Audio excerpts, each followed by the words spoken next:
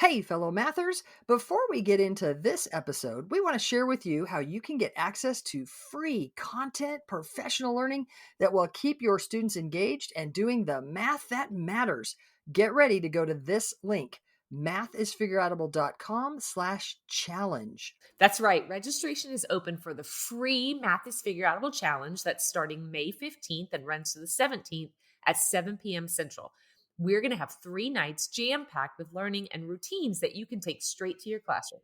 In these challenges, we have a great time. We do some math, talk about classroom experiences, give away super cool bonuses and prizes. You won't just walk away with routines that are naturally engaging and encourage your students to think mathematically. You'll also have a chance to win over 6K worth in prizes, including a few virtual PD sessions for your school. I'll be joined by my wonderful co-host Kim and special guest Jenna Labe. You can register at mathisfigureoutable.com/challenge for a fantastic learning experience. That's mathisfigureoutable.com/challenge. Now on to the show. Hey, fellow mathematicians! Welcome to the podcast where math is figure-outable. I'm Pam. And I'm Kim. And we make the case that mathematizing is not about mimicking steps or rote memorizing facts, but it's about thinking and reasoning, about creating and using mental relationships. We take the strong stance that not only are algorithms not particularly helpful in teaching, but that mimicking algorithms actually keep students from being the mathematicians they can be.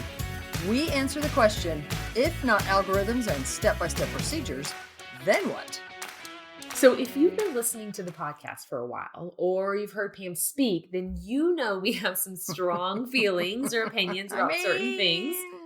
So in today's episode, we're going to spend some time here talking about algorithms and discuss, are algorithms necessary? Yeah, or even helpful, or perhaps hurtful. Constance Camille is a researcher who said the teaching of algorithms is actually hurting students. And I remember when I read that early in my dive into research, and I thought, whoa, that is a strong statement to make. You better back that up. And she does. And we have carried on in that work, not only asking, are they particularly helpful, but necessary, hurtful? Like, where do algorithms fit? To start that off, Kim, tell us about your son, Luke, the other day. This is amazing. Like, tell us about that. Yeah. So actually the other day, really close to here, Luke was working on something in geometry. And to be honest, I can't remember exactly what it was. It was like arc length or something that I'm not sure. And he called me over because he was really excited because he had found some relationship on his own, whatever he was supposed to be doing. And he said, hey, look, I figured something out. And what he had figured out after I called Pam and talked to her was he had figured out a formula. He had solved the problem using relationship and later figured out, oh, it was the formula that was in his book. Nice, and It was so interesting, right? So cool. And what the conversation between me and Luke was that he had been told a lot of formulas and algorithms before, and then figured out why they had worked in the past. But this time he messed with it and figured it out before he even knew that that was a thing that he could get a formula for, right? And what he said, I thought was really interesting. He said, why do they always tell us first and then we practice it instead of helping us figure it out? And he literally said, it seems like they take all that learning away. And of course, I called you right away because I thought that was so interesting. It's so fascinating that this high school kid, okay, he's kind of still middle school, taking high school courses, like, is clear that he learns more, that learning is happening when he's using relationships and figuring out how those relationships connect together and how he can use those to solve problems. He's clear that that's learning. Yeah. And he's able to look back on these other experiences where they've handed him a formula or a rule and step-by-step procedures, an algorithm, and then said, go do that. And he's clear that then he's like, he wants to understand. So he figures it out then, like then he figures out the relationships and it feels better to him the other way. It feels better. That's fascinating. So y'all, people ask me about algorithms all the time. And I'm finding it fascinating that we're actually differing on the definition of an algorithm. And so I want to sort of posit, I want to like tell you my position that I think we're messing up when we aren't using the correct definition of an algorithm. And you might be like, Pam, like, what, you're correct? No one else is correct? I mean, it's the definition in the dictionary. And it's the definition that computer scientists, who are sort of the algorithm gurus, it's the one that they use. So I'm gonna fall on that side of the definition. Most of the definitions I hear that are not what I mean for sure, and it doesn't agree with kind of the computer science definition. Most of them are coming from math educators that are kind of using it in this loose term, this loose way, this loose sort of, it's like student algorithms. When students generate their own algorithms, when students create they find patterns and then they make some algorithms. They're using it in a way that I would say means strategy. So to be really clear, what we're talking about today is not student-generated strategies, where students are using relationships to pull things together and solve problems. That's a strategy. That's like how I'm thinking about what's happening and using that to solve the relationship. That's different than a generalized procedure that works for any problem of its type. So that a computer that, let's be clear, is dumb because all it can do is what we tell it to do. It cannot intuit. It can't use intuition to make decisions. It only can follow steps. Therefore, we have to give the computer all the steps every time because the computer can't choose when to give and take or when to use difference or removal or when to find an equivalent ratio so that the problem's easier to solve or when to use the distributed property instead of the associated property. Like a computer cannot intuit that. We have to give it the steps to solve the problem every time. So algorithms aren't bad. Algorithms are brilliant. To come up with a good generalized procedure is hard. And so my hat is off to the 8th century, 7th century mathematicians that came up with these step-by-step procedures that freed up the common man to be able to compute. No longer were the only computers the people who were the aristocracy, who were able to go to school to learn how to use an abacus. Now anybody could learn these step-by-step procedures and therefore could be the bookkeepers and could sort of do the computation that was necessary to do. That's like 7th and 8th century, y'all, like early man. That was important, but that is not important anymore. Now anybody can compute because we have technology, but even more important, we now know ways to help more people mathematize, not just mimic step-by-step procedures, but actually use relationships and connections, do what mathematicians do. So I'm not dogging algorithms. What I'm suggesting is the teaching of math is not giving students a step-by-step procedure that will work every time for any problem of its type. That's what computers need. What students need is to develop intuition and use that intuition so that the numbers, the structure influences how they solve the problem. So some of you have heard about my kids. I have a son who is right now a junior. He might be almost a senior at Brigham Young University. He's a computer science major.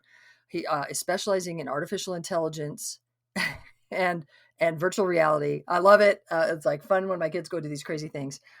And so he's in school and he's literally taking a machine learning class right now. And next semester he has to take an artificial intelligence class. So like it's all of this AI stuff that's happening. He's learning, he's already a programmer, he's doing all this stuff. And in this machine learning class where they're like figuring out how to help machines sort of learn. It's like how do we program, what kind of algorithm can we put in a computer so that it can kind of get better at doing things. But notice you have to write the program, you have to write the algorithm in order to help the computer do things more efficiently. So he sent me this quote just yesterday. He said, my machine learning professor calls the algorithm part of a machine the monkey pushing a button. So if you talk about machine learning, the algorithm part of machine learning is the monkey pushing a button, unquote. And then my son continues, Today's class was about recognizing all of the business slash statistics domain knowledge that makes monkey pushing a button useful. Now that was a little bit weird to understand, but basically, like the whole class was about if we're going to be writing algorithms, if we're going to be doing machine learning in business and statistics, and in order to have all that working, the monkey pushing a button part, we have to let's talk about making that useful. So, y'all, what we don't want in our math classrooms is to create monkeys that push buttons. That's what Kim and I are talking about when we advocate not demanding students use algorithms in classrooms. And we're even going to go further and say, so don't even give them algorithms and suggest that it's a good way to solve the problem. Not for humans. It might be a great way for someone who can't intuit, like a computer. But it's not such a great way for humans. There are better ways to solve problems than this, especially just mimicking a step-by-step procedure. And people always say, but Pam, what if they understand the steps of the algorithm? Y'all, it's not about understanding the steps of an algorithm. It's about mathematizing. It's about making more mental connections, neural connections between what you know and some new sort of relationship so that then I can continue to use those and create more relationships. That's what mathematicians do. That's how they solve problems. So what I'm hearing you say that's applicable for teachers right now is that what we're against is handing kids an algorithm, practicing it a few times, and calling it math. That's not what learning math is. That's not what learning math is. That's not what mathematizing is. Yeah. Thank you for capsulizing that. Like to be helpful, we're not saying algorithms are evil or bad. We're saying there's a place for them, and it's not in the mathematics classroom. It doesn't help your students mathematize. Yeah. So we have another colleague, right? Who's got a spunky son. Spunky's good. Yep. And he shared a story with us that I would love for you to share. Yeah, so this colleague of ours was talking to us about this spunky kid of his. And they were going back and forth. I think it was about division, maybe. I don't know. They were going back and forth about something. And the son has heard our colleague talk about, kind of what mathematizing is and stuff. And so the son has kind of a clue. This is, I think, a fourth grader, fifth grader, sixth grader, somewhere in there, somewhere sort of middle grades. So division's like a thing, right? Fourth, fifth, sixth grade. And but this kid is clear what it means to learn and what it means to just sort of mimic things, or at least is becoming more clear. And so we got this email the other day that said, why is this person even teaching? So talking about this kid's teacher, why is my teacher even a teacher? Because she doesn't listen to what we're thinking. Like, it's just like she wants to just tell us everything and act. Oh, you know what? I'm not quoting it right. He actually said they, sorry. So why don't they listen to what we're thinking? They just want to tell us everything and act like we don't have things already in our head. I think that's such a fascinating quote. Yeah. From Spunky, like this, right? I mean, spunky, like, but they're acting like we don't even have things in our head. Yeah. They're just like now that's a different sort of pedagogical bent. Like I might be, pedagogy is not the right word there. What do I mean? Ed psych. Like there are different theories about learning. And so you might be the person who says, I can unzip a kid's head and pour knowledge in. They are a blank slate. We don't agree with that. We agree with the sort of bet that we start with stuff. Like kids have, just like this kid says, I have things in my head. Why aren't they asking me about what I know and helping me get from where I am, what I know, to that thing that they're trying to teach? It feels like you wanted to say something a minute ago. I was just going to say, we've had this conversation with our colleague, and we know that this kid has had a few experiences in previous grades where they had teachers who had given experiences where they were used to talking about math and mathematizing relationships. And sharing like what they were thinking about. And so I think there's just an experience this year for this kid who the teacher was a little more traditional maybe, and is very in the school of thought where like, I have to tell you all these things and like get through all this material. And I do. I think it's just, and then we do. And then now you go do. Yeah. Yeah. And the kid has some feelings, right? about that. I think it's fascinating that the kid's clear. Yeah. Like, why are they treating me like I don't have anything in my head? And they're just like like, why is this person even teaching? It's a little harsh. Like, Yeah. why are this person even teaching? Yeah. Because this kid has had really good teaching learning experiences and isn't this year. That's interesting. Well, and it brought us to the conversation that, like, if you this with this colleague, like, they're a parent, they're in the parent situation. And so we were Hmm. talking about, if this resonates with listeners as a parent, if your students have a teacher who is pretty traditional, that they could still talk about rich problems and talk and play about real math at home. Yeah. So if you are that parent, you have sort of some influence over at home. Like you can still create that richer experience Yeah. with your students at home, and we would encourage you to do that. And we it's kind of fun. We actually are gaining quite a homeschool following. So Yeah. shout out to Yeah. all of our homeschool parents that are listening in. Way to go, nice. We appreciate you. We appreciate all of the teachers that are parents, and we appreciate the teachers that are listening to the podcast that are trying to make math more and more figure outable. Yeah. If you want to know how to teach so that you are mentoring your students to be mathematicians and you would like some help doing it, we have online workshops and they're actually start running today. So Today, here whenever they you're go. listening, check out our asynchronous online workshops at mathisfigureoutable.com/workshops. And all of you listeners that are in the workshops, I am thrilled to be able to interact with you in the message boards, and we're Yep. going to have some live Q&As. It's going to be a blast. Thanks for taking a workshop.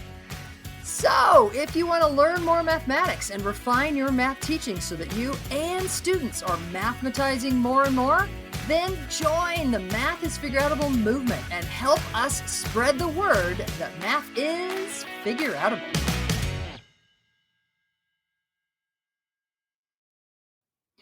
Thank you for listening and making math more figureoutable. To learn even more, make sure you register for our free challenge at mathisfigureoutable.com/challenge. You are not going to want to miss the evenings of May 15th through 17th, starting at 7 p.m. Central.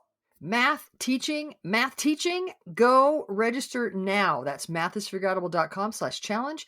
Join us to make math more and more figureoutable. And if you can't join live, register and we'll send you access to the recordings. We'll see you there.